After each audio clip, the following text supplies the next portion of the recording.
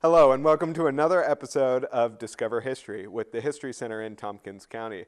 Thank you for joining us today. I have a very special guest that I'm excited to introduce.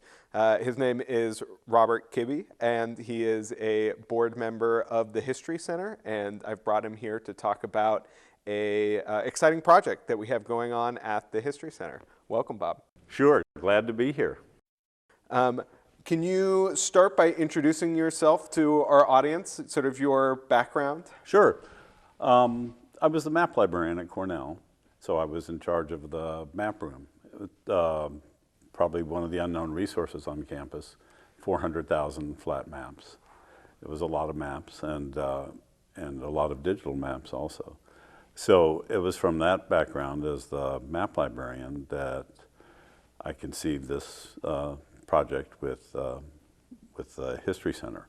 But I also engaged immediately with the History Center as sort of a cartographic expert, so that I was able to provide maps for people to look at that told something about the history of Tompkins County. So are you an original resident of Tompkins County, or did you come here for Cornell? I did come for Cornell, my wife came for Cornell, and I followed. But I've been here 35 years, so I feel like a native, even though I might not pass for one. Yeah, I've gotten different answers for how long you have to be here before you can consider a native, but the 35 years tends to be at the, that seems to be a safe bet for establishing residency. Yeah. So you had mentioned this project, and so wanted to at least give a brief introduction to that project. Right, yeah, let me tell you about it, and the audience. So HistoryForge is a project that provides a new way of looking at local history. It captures all the information about individuals, historical individuals in Ithaca, and displays that information on historical maps. And the maps that we use most frequently are Sanborn Maps, and here's an example of a Sanborn map. These maps were done for every city, village, and town in the United States, starting around 1880 to 1920, and they're large-scale, very detailed maps that show each particular dwelling. And I can actually remember the time in the map room when I first discovered Sanborn Maps, because I had never seen them before. And I opened the atlas and I thought, wow, we have to get these things digitized, and we have to make those houses and buildings come alive. So, well, before jumping down that rabbit hole, because I have an inkling of where that's heading, where we're headed with that, I'm interested, who was creating the Sanborn Maps? Where, like, some of the story behind those? Yeah, that's an excellent question, and it actually has a very long history. They're fire insurance maps. So they were done so that underwriters could write insurance policies from Philadelphia, let's say, and not have to go out and actually look at the place. So sometime just after the Civil War, a couple of people started out with a guy named Paris and then was taken over by Sanborn, started doing these maps so that underwriters could actually see the areas that they were writing insurance for. So was it totally private entity, or was absolutely private? Wow. And in fact, it was wildly successful. Sanborn was wildly successful. He standardized the symbology, the way things were represented. So they're color coded for building materials. They show you how many stories the building is. They have the roof type. They have porches and decks and outbuildings. Some of them, you'd be amazed at the detail. A hen house is a typical one in the backyard somewhere. Oh my goodness. Like that. But those maps were incredibly successful, and then what they left for us, though, were these incredibly large-scale maps that were done every 7 or 8 years for every place in the United States. So it's an amazing resource. So we tried to think of a way that we could get these digitized. Now, back when we first started, we did the digitization ourselves.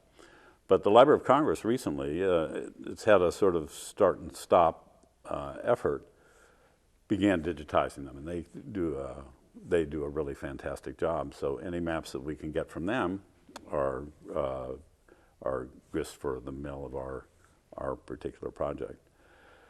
So these maps, part of the process of how we present the information and how we get the maps up there, HistoryForge, I should just set aside a little bit, is it's a volunteer operation. So not only is the data about people a process that's done by volunteers, but the maps are put up by volunteers. And what that involves is a little tricky process. We don't have to get into the whole technical background, but we take the Sanborn map, upload it to a site to our site, and that site has a little tool called Map Warper. The image of the map goes up there, and you actually pin the places on the picture of that map to places on a Google map. And the program then changes everything on the picture and essentially pastes it over the Google map. So that if you have a latitude and longitude now, that works on top of the map. So the process, though, is fun and interesting, and people enjoy doing it. So we have a group of volunteers, in addition to much of the data entry that we do, who fix up the maps, put them up there, rectify them, and then the program also creates a mosaic of them. So where instead of having a Sanborn Atlas where each page is different, it's actually a single mosaic, a single map layer on the screen, so you can pan around, zoom, and you also have access to an opacity slider which lets you look at what's behind the map. So you can always see the modern Google environment behind the map by just moving the slider. So that's a bit, yeah. Yeah, the base piece of the project, or that first step for us, is creating living Sanborn maps. Right.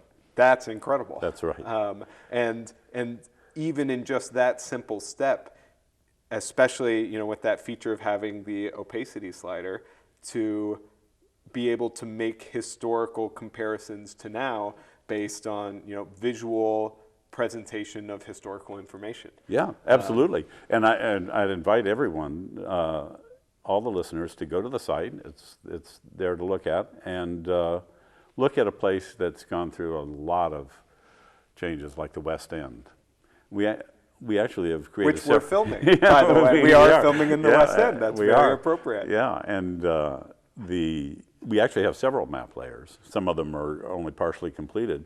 But you can see for the West End, we've actually done very well, and we even have some aerial photographs. So there are 4 or 5 layers available to look at the West End at various points in its And it is very instructive to move that opacity slider because there have been so many changes. Think about the flood canal, Route 13, all of that.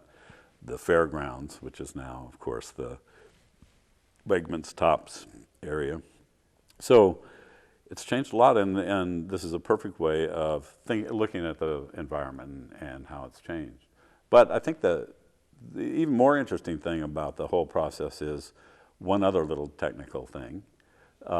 Because we can now have a latitude and longitude for every place, Google actually provides a service so that you can send in an address, a modern address, like whatever the address is here on Green Street. Let's say it's 512 Green Street, and it will send back the latitude and longitude for that. So now we can take a dot and put that dot on that place, and it has a latitude. So it's connected now to the Google map underneath, and so you can pan back and forth and look at it. And what we've done with those dots, I mean, it sounds sort of abstract, but they're actually very real because they represent households, historical households in Ithaca from 4 different censuses. So we started with 1910, and began transcribing the census records, the manuscript census records. And here's an example of what that census record looks like. And I think everybody can see it can be quite a challenge trying to turn this into not only something readable, but taking that information and actually creating a living database from it that can be searched and sorted and analyzed in as many different ways as you care to look at it. So that those two processes, georectification to get the map on the surface of the earth, so to speak, and then geoaddressing, which puts each address on the map at a particular latitude and longitude, has created this, I think, a very powerful and interesting tool for looking at local history in a completely different way, because historians tend to think in broad terms and broad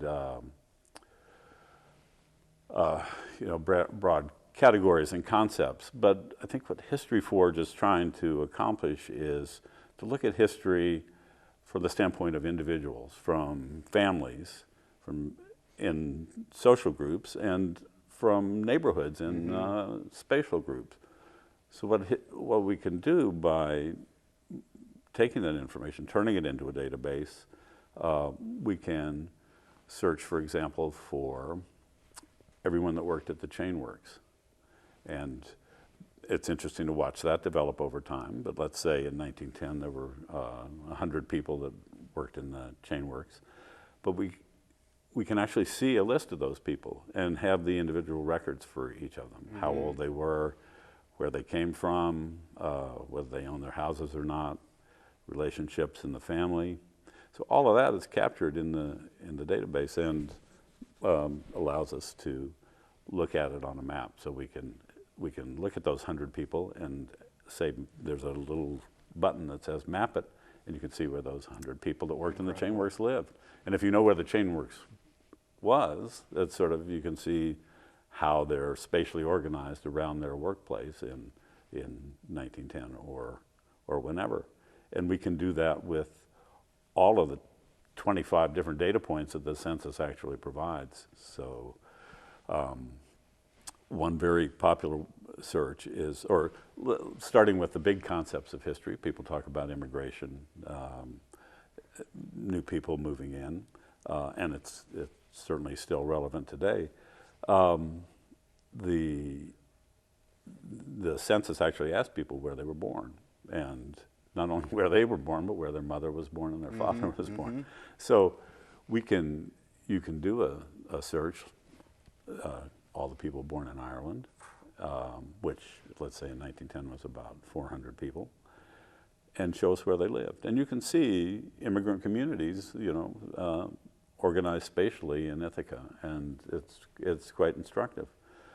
So something in there that I'd love to pull out is that HistoryForge as a tool is a valuable tool for a broad range of audiences, because we can have a single community member come or somebody who lives in a neighborhood and just wants to know who lived in my house. Exactly. I want to know in 1910, 1920, and start tracing it through the census, and you can see the individuals that have lived in your own personal house. And I think there's a lot of value and cool ways of exploring history through that. But then what you're talking about is there's this level for analysis of research of our communities, to be able to look at, let's take that example of migration in and out of a neighborhood.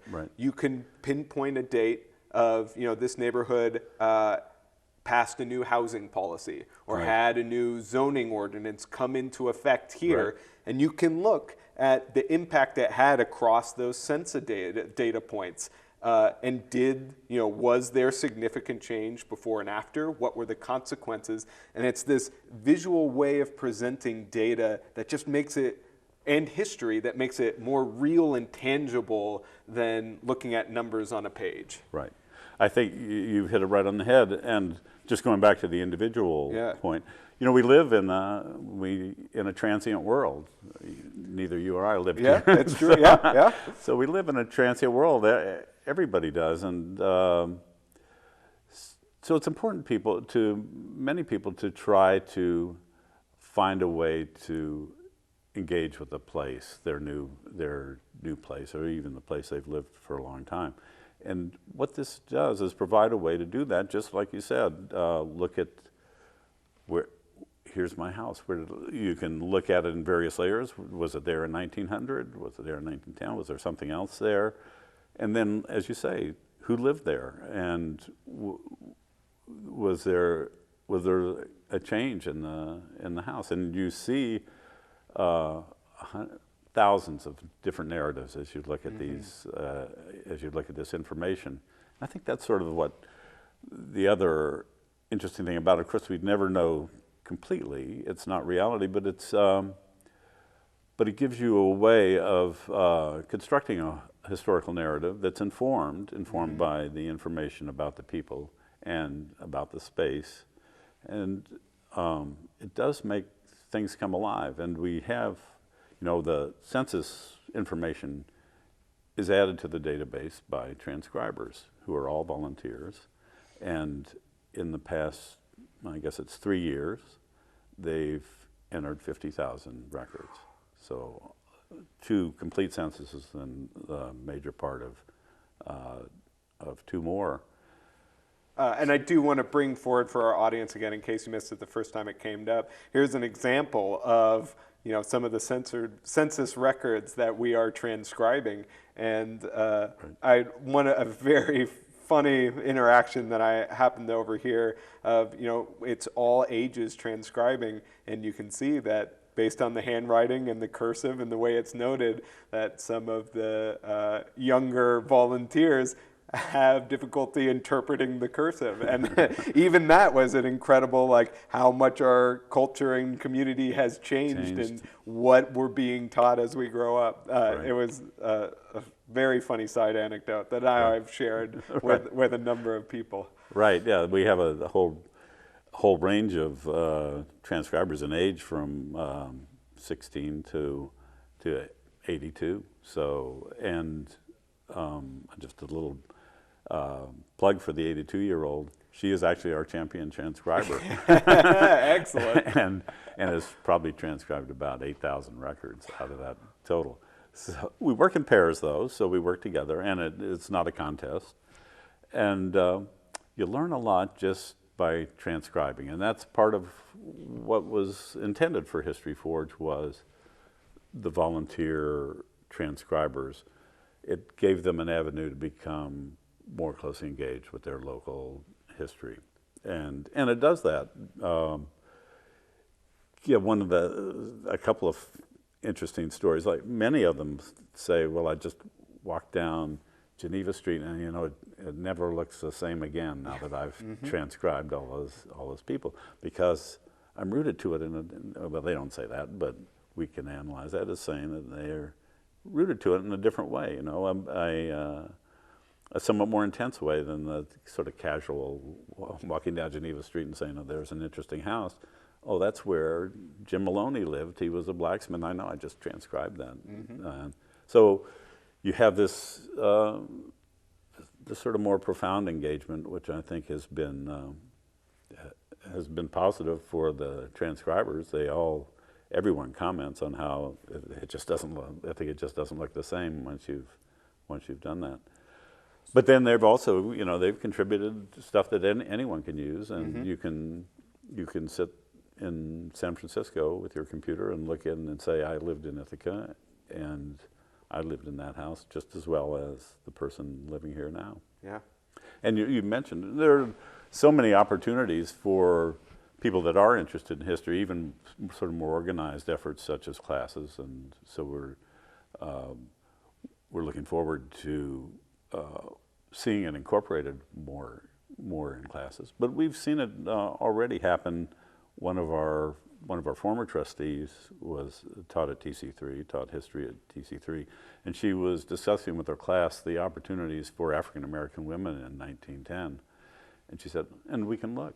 And so she brought up HistoryForge. You can actually see what professions were listed for African American women in 1910, and the limited opportunities that they were that they were dealing with. So it's already a teaching tool, and we hope it'll be incorporated more and more in some sort of educational environment, but also for self-education, as you said, just open it up and see where you lived. And I think that's a perfectly appropriate kind of engagement. I have a funny story about that too, because when I early on, before the project actually was taken up by the History Center and really developed, I tried to sort of develop some of the pieces on my own or with other people's help.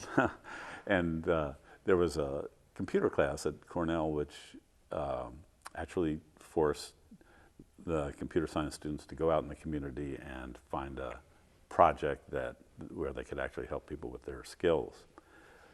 So I had submitted the idea of HistoryForge at that point to that class, and they accepted it, and I did get a group of volunteers.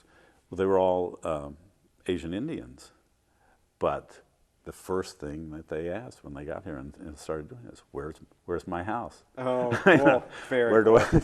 Because just even that engagement with the community was important to them, and important, I think, to most people. I think you have really highlighted that this has long been a labor of love and driven by volunteers, but it is exciting. We've sort of been sitting on this news that we did get a pretty significant grant through the National Historic Publication and Records Commission to bring on a full-time staff position to run this project for the next 2 years. And so I would love to hear some of your plans in these next 2 years, both locally here in Ithaca and then also bringing it, because this as a model and as a program, useful here, it's useful to every community. Right. So maybe the best way for us to close our discussion here is to talk about our plans in the next 2 years and then some of your wildest dreams and ambitions. Okay. Yeah. Well, we were able to hire somebody. We hired a PhD candidate from Binghamton, Eve Snyder, who had worked with us as a transcriber before, and she's opened up tremendous opportunities for us to move forward. So there are a lot of things, a lot of sort of housekeeping things that we have to do, but I think the big thing moving forward is all those records of people, to create a single record for each person, link out to all the occurrences of the person, but then be able to submit, to have users submit information about those people. So they look at the personal record and say, oh, that's my great-grandfather. I have a picture. Or cool. Here's a story about him, or something like that, and be able to actually upload that and put it in.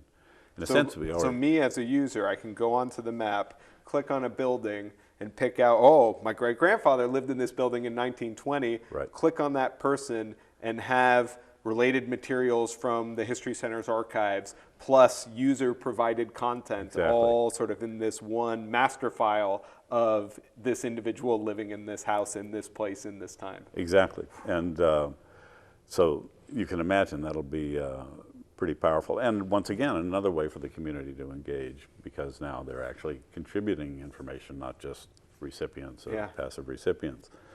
So that's a big call, but I do want to say our web developer, we have an amazing web developer who works for Gorgeous, a local web development firm, and he's done an incredible job. Beyond that, the one thing that I mentioned before is those Sanborn Maps were done for every city, village, and town in the U.S. It's amazing the places that were done, and how thoroughly were done. And sometimes there were similar kinds of maps that were done. There was actually, Sanborn was sued for having a monopoly at one point, and so they had to break it up a little bit. And there was another company that contributed. But there are lots of, and there are additional kinds of map layers. For instance, here in Ithaca, we have the city engineer in the 1890s did a complete set of large-scale maps for Ithaca, using the sort of Sanborn idiom, but writing the name of every homeowner on the thing. And we've we're putting that layer up now.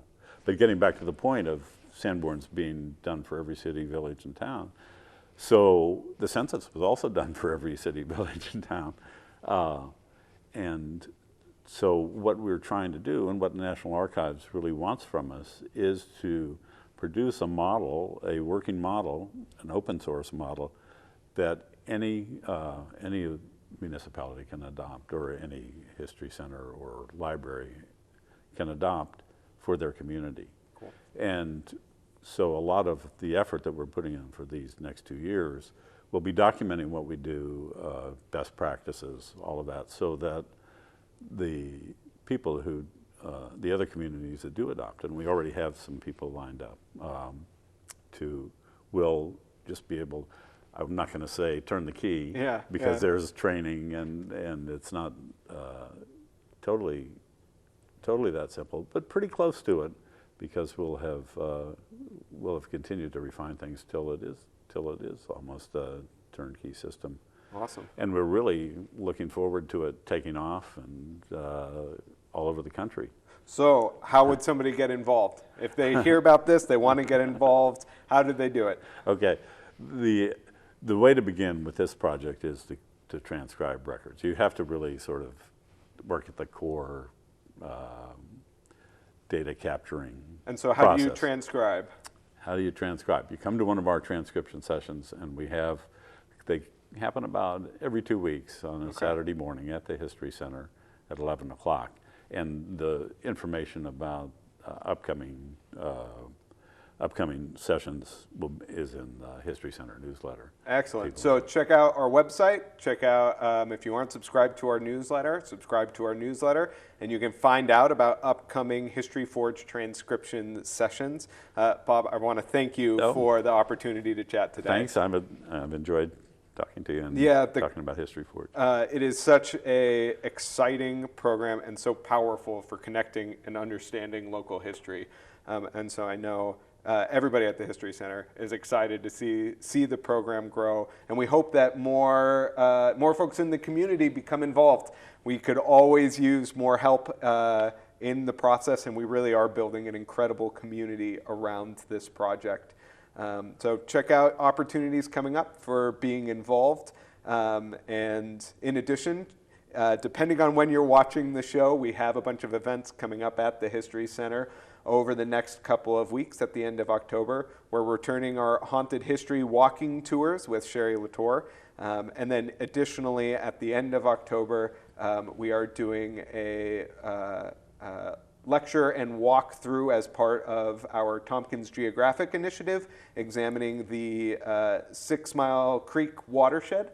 And so there are a couple of components to that. More information, check out our website, and find out how you can get involved in local history. And with that, we are off in November, and so we will see you in December. Thanks for joining us today.